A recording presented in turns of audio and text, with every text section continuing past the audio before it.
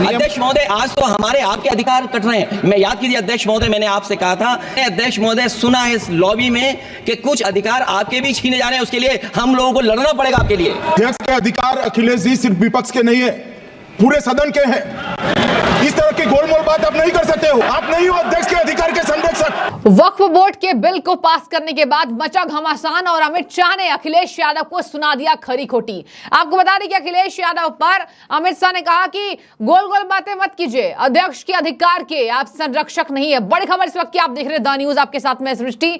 दर्शकों, वक्फ बोर्ड के अधिकार को अखिलेश यादव गिना रहे हैं। भूल गए अयोध्या में 12 साल की बच्ची का अधिकार वो नहीं दिला पाए, दुष्कर्मी सपाई नेता को यहां उनके ऊपर बड़ी कार्रवाई नहीं कर पाए। लेकिन देखिए, वक्फ के अधिकार को संसद में गिनवा करके वाहवाही बटोरना चाहते हैं और अपने वोट बैंक को मजबूत करना चाहते हैं अखिलेश यादव। तो फिर बीजेपी भी पीछे नहीं है। अमित शाह ने कहा कि ज्यादा अध्यक्ष के अधिकार का संरक्षण मत कीजिए, गोल गोल बातें मत कीजिए। और इसके बाद यहां पर उन्होंने कहा था, अखिलेश यादव ने ओम बिरला पर भी निशाना इनडायरेक्टली साधा, बीजेपी पर मेन निशाना उनको साधना था। और इसी बीच यहां पर ओम बिरला को कह रहे हैं, अध्यक्ष महोदय मैं देख रहा हूं कि कुछ कुछ बातों पर आपके बारे में भी आपके अधिकार भी छीने जा रहे हैं। इसके बाद क्या था, अमित शाह गुस्से से लाल हो गए। और दर्शकों, अमित शाह तुरंत खड़े हुए और कहा कि आप अध्यक्ष के अधिकार के संरक्षक नहीं हो। और यहां पर उन्होंने साफ कह दिया कि अध्यक्ष केवल विपक्ष के नहीं हैं, अध्यक्ष के अधिकार सिर्फ विपक्ष के नहीं हैं बल्कि पूरे सदन के हैं। ये अमित शाह ने कहा, केंद्रीय गृह मंत्री ने।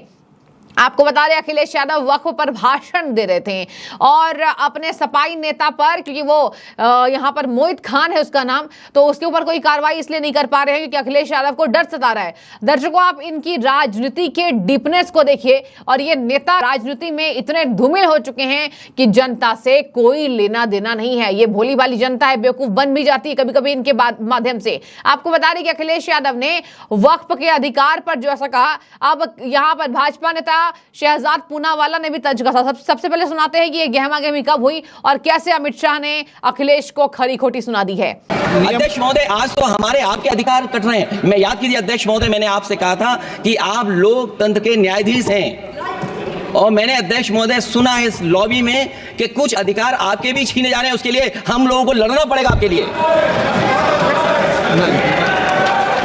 अध्यक्ष महोदय, मैं इस बिल का विरोध करता हूं।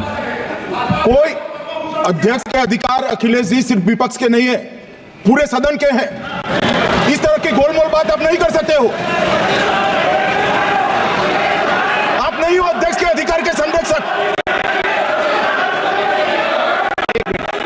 तो आपने देखा कि अमित शाह ने तुरंत ही दूध का दूध और पानी का पानी कर लिया। और अखिलेश यादव कह रहे हैं कि कट्टर समर्थकों के लिए, कुछ वोट बैंक के लिए, निराश और कट्टर समर्थक के लिए भाजपा ये कर रही है, तुष्टीकरण कर रही है। जबकि आपको बता दें कि तुष्टीकरण की राजनीति में अब अखिलेश और कांग्रेस माहिर हैं। अखिलेश यादव बैसाखी है उनकी, तुष्टीकरण की राजनीति हट जाएगी तो नहीं चल पाएंगे दर्शकों। और मुझे ये बात समझ में नहीं आती, जनता ये कह रही है, हमें ये बात समझ में नहीं आती कि कैसे आखिर अखिलेश यादव एक बच्ची को तो दुष्कर्मी के पाप से उभार नहीं पाए और आज यहाँ पर वक्फ के अधिकार का हनन बता रहे हैं।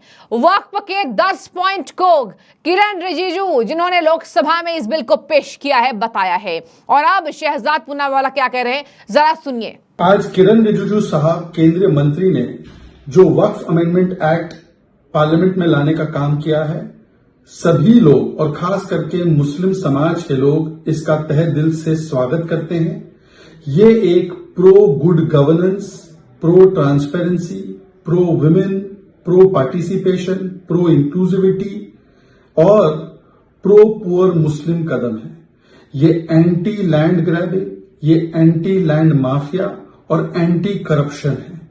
इसीलिए हम इसका स्वागत करते हैं।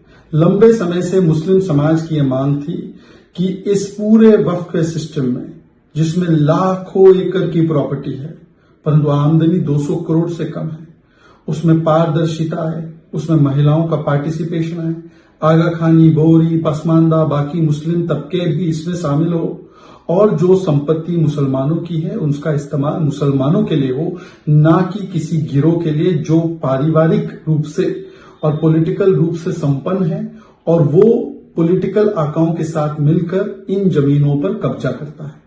कांग्रेस ने तुष्टीकरण की राजनीति के चलते जिस प्रकार से असीमित ताकतें वक्फ बोर्ड को वक्फ कानून में दी थी, वो ताकतें संविधान सम्मत और प्रिंसिपल्स ऑफ नेचुरल सम्मत नहीं थी।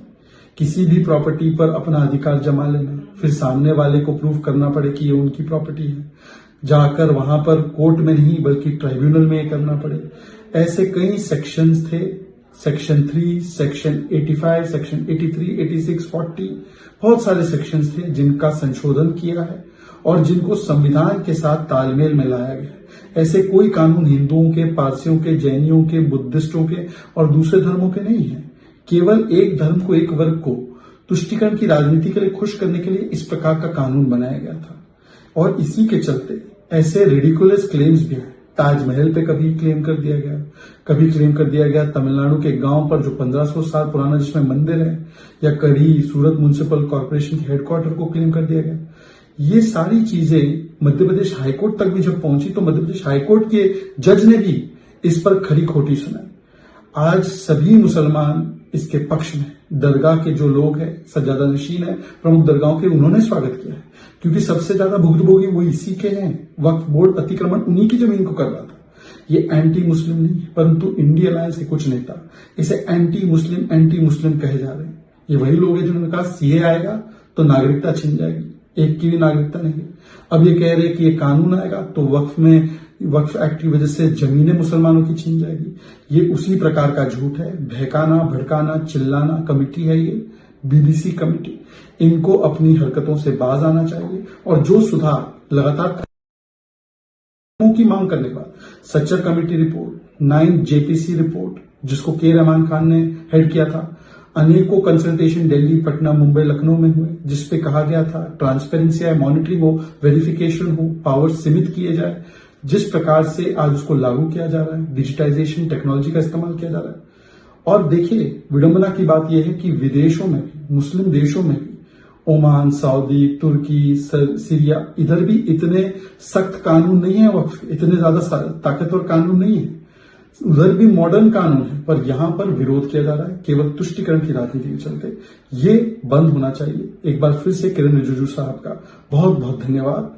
जय हिंद। इन्होंने क्या कहा, लैंड जिहादियों को ये पार्टी सपोर्ट करना चाहती है और यही लैंड जिहादियों को सपोर्ट करने के लिए पूरा विपक्ष वक्फ के खिलाफ आ गया है। वक्फ के लिए जो प्रस्ताव पारित हुआ है, जो बिल पेश हुआ है, दर्शकों, अकुत संपत्तियां देश के तीसरे नंबर में है ये, after defence and after railway. और बता दें आपको, वक्फ की संपत्तियां 3rd नंबर पर है। आप जरा सोचिए।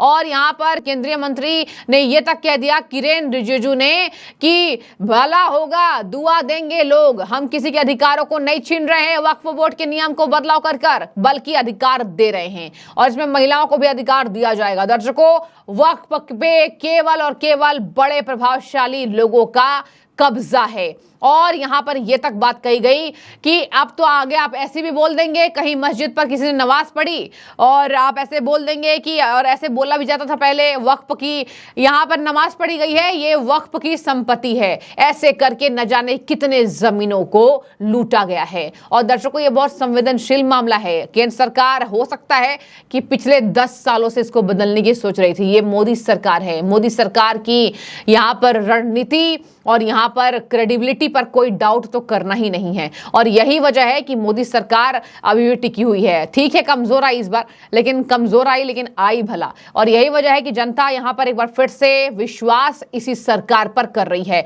अखिलेश यादव ने अपने वोट जिहाद के लिए वक्फ का विरोध किया है। और आज सुबह भी हमने देखा था कि कैसे ओवैसी साहब ललन सिंह के बात पर भड़क गए थे और ललन सिंह ने भी कह दिया कि हम समर्थन करते हैं, मुसलमानों का अधिकार हम नहीं छीन रहे, जबकि धार्मिक संस्था पर पारदर्शिता लाने के लिए हम ऐसा कर रहे हैं। बता दें आपको, बीजेपी का साफ कहना है, कांग्रेस ने खुले हाथ छोड़ा है वक्फ को और यही वजह है कि इन संपत्तियों ने देश पर कब्जा कर रखा है, जो कि देश के डेवलपमेंट के लिए हानिकारक है। और अब ये बड़ा बदलाव आएगा, पेश हो गया है बिल। आपकी क्या राय है, आप जरूर कमेंट में करिए। अमित शाह ने गजब का झाड़ा अखिलेश यादव को और कहा कि गोल गोल बातें मत कीजिए, आप नहीं हैं अध्यक्ष के अधिकार का संरक्षक, बड़े बनने वाले होते हैं। इसी तरीके से अखिलेश यादव को खरी खोटी सुनाई है। राय जो भी हो जरूर रखिएगा। शुक्रिया।